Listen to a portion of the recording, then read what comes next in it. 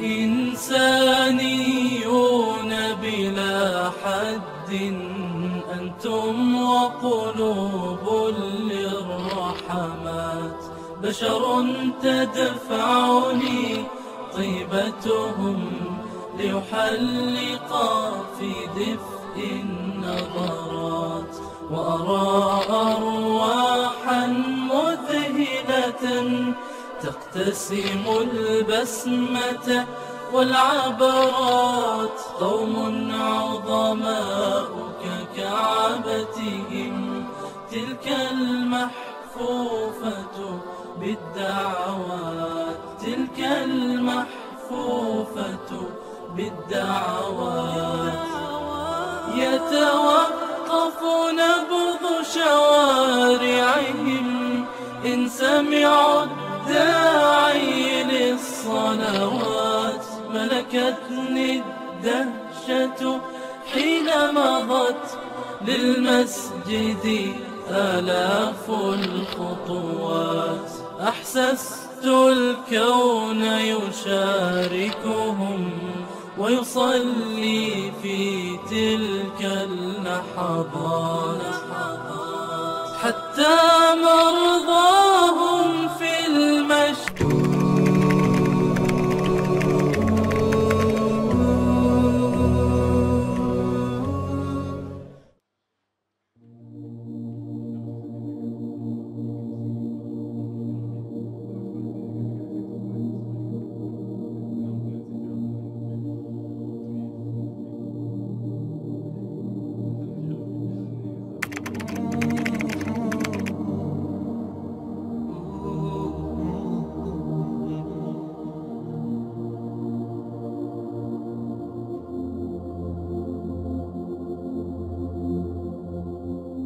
Assalamu alaikum, my name is Jamie Turner.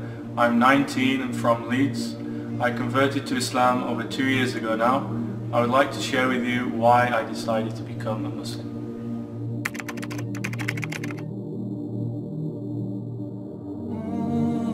When I was younger, I was brought up in a non-religious environment. My mother would refer to herself as a Christian. She didn't actually practice the religion though. She had me christened as a child, but because she didn't actually practice a religion, I wasn't really taught or given a specific religious tradition to follow. Rather, I was free to choose whichever perspective suited me best. Despite not being given a religious tradition to follow, I did think that when I was younger, I would say I believed in God.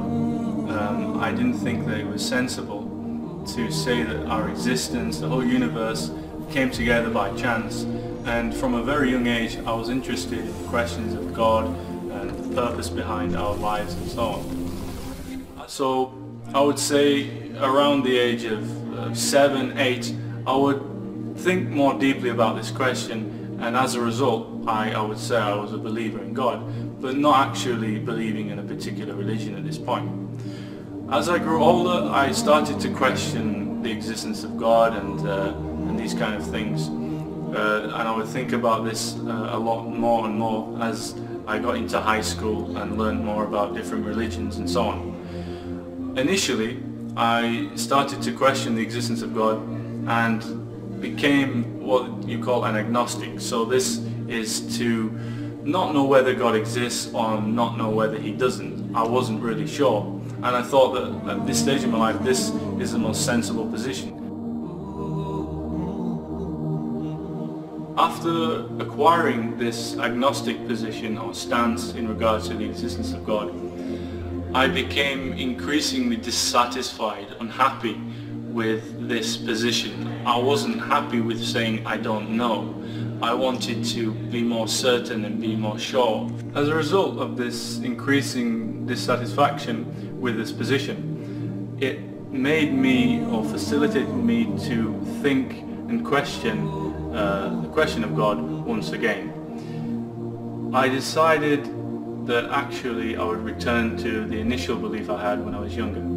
I didn't think that it's rational or sensible that the entire universe and our existence could have been a result of random chance, and I thought that the most sensible position as a result of that was to believe that there is a creator, a cause of our existence, and that we actually have an objective purpose in our lives.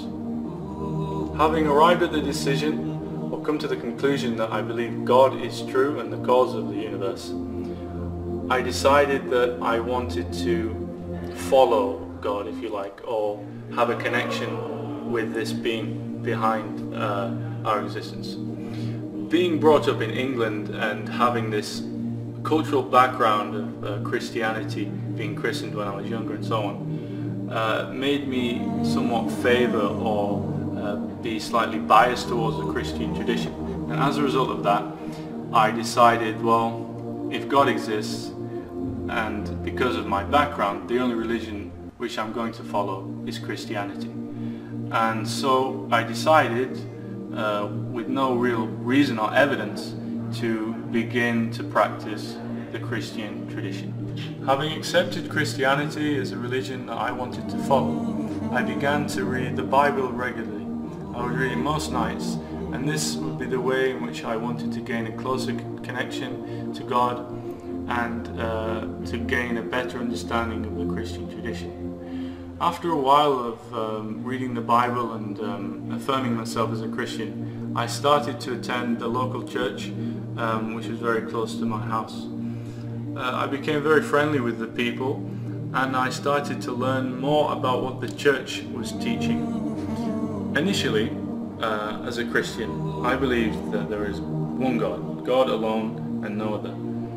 I did accept that Jesus was the Son of God because this was the term that was used in the Bible, but I didn't think that he was God, as the church was teaching. So I was slightly confused when the church was saying that they believed that Jesus was God, because when you look into the Bible, it's not saying this. After attending the church more regularly, I learned of a concept called the Trinity. The Trinity is the doctrine that is accepted by the majority of Christians today, and this is that God is one but in three persons. So when I came across this concept of the Trinity, I was very confused at first. I wasn't sure how he could make sense of saying that God is one but happens to be in three separate persons. How could this be? Because one and one doesn't equal one, it equals three. So to me it didn't really make sense. But because this is what the church was saying and this is what Christianity was preaching, and because I wanted to be a Christian, I decided, well, I'll accept this just the way it is. So I began to read the Bible more and more, and I gained a better understanding of what Christianity meant the more I would read it. When I looked at the Bible and remembered what the church were teaching me, I saw that this doesn't make sense. The two were conflicting and contradicting one another. So for example, Jesus would pray in the Bible. He prayed to God. He prostrated his face on the floor, as you'd see the Muslims do today. Now, if he's God, as the church was saying, or one person in the Trinity, then why on earth would he be praying? Who would he be praying to? God doesn't pray to anybody.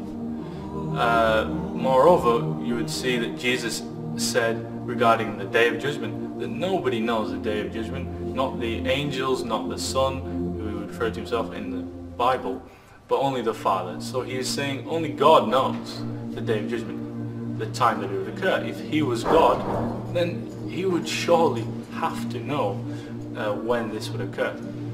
Even if we were to look at when Jesus was allegedly crucified on the cross, he said, my God, why have you forsaken me? So this is a man crying out to God and never claiming himself to be God, to be divine, or to be one person in the Trinity. In fact, the Trinity, the word, is not once ever mentioned in the Bible.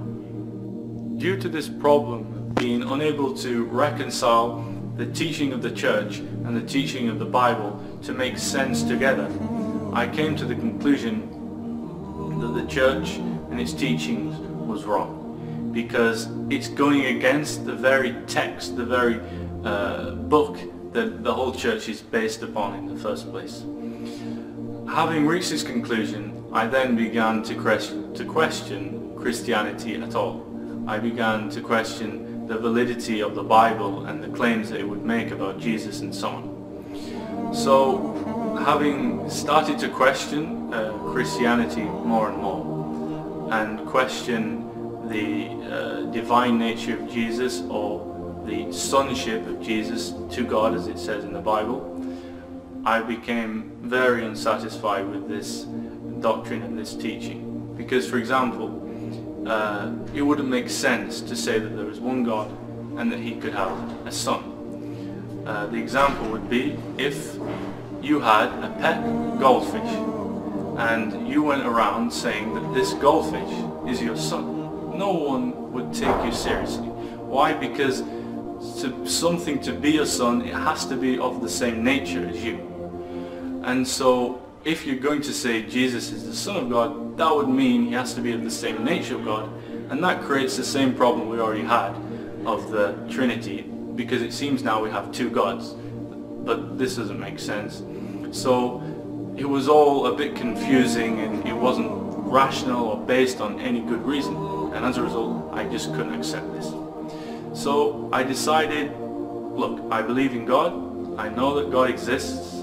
This creation that we see around us could not have come together by chance. It had to have a cause of its existence, and God is alone, he is one. So I wanted to know the truth.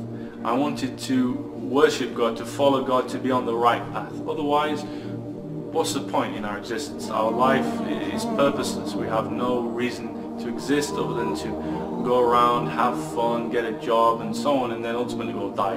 That was a ridiculous idea for me, that this is all that life is. So I decided first and foremost to look into Islam.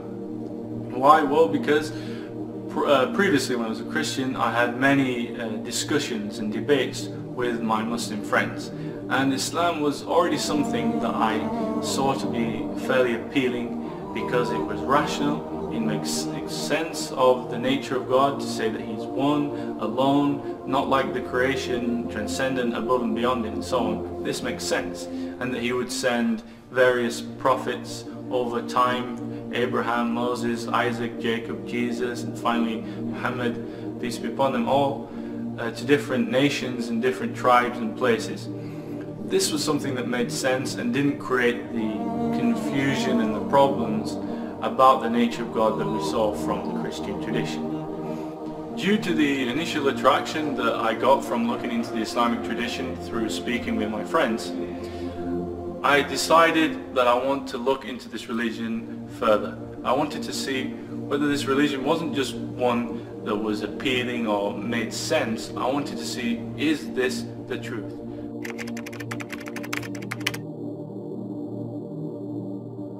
I believe Islam to be true for many, many different reasons. The first primary reason is about the nature of God. When we look at the universe, we know the universe, the world around us, began to exist. Therefore, it needs to have a cause of its existence. When we reflect on the nature of this cause, it must be transcendent, i.e. above and beyond the universe. It must have been powerful to bring the universe into existence. It must have been knowledgeable because of the complexity and organization we see in the creation. All of these things, basically, when we use a name for all of this cause and all the different attributes it has, we would say God. In Arabic or in Islamic terms, we would say Allah. So that's the first reason. The second would be when we look into the Quran. The Quran Muslims believe to be the divine revelation from God. When we look at the historical context of the Quran's revelation, we know that this could not have been authored or devised by a human being. First of all is the literary, linguistic challenge of the Quran. In the Quran it says, if you are in doubt about this book which we have sent down upon our servant, meaning the Prophet Muhammad, upon him be peace, then produce just a single chapter like it. When we look into the Arabic language, all of the Arabic texts form into two main literary forms, poetry and prose. Scholars, non-Muslim and Muslim, can now tell us that the Quran, it transcends the very known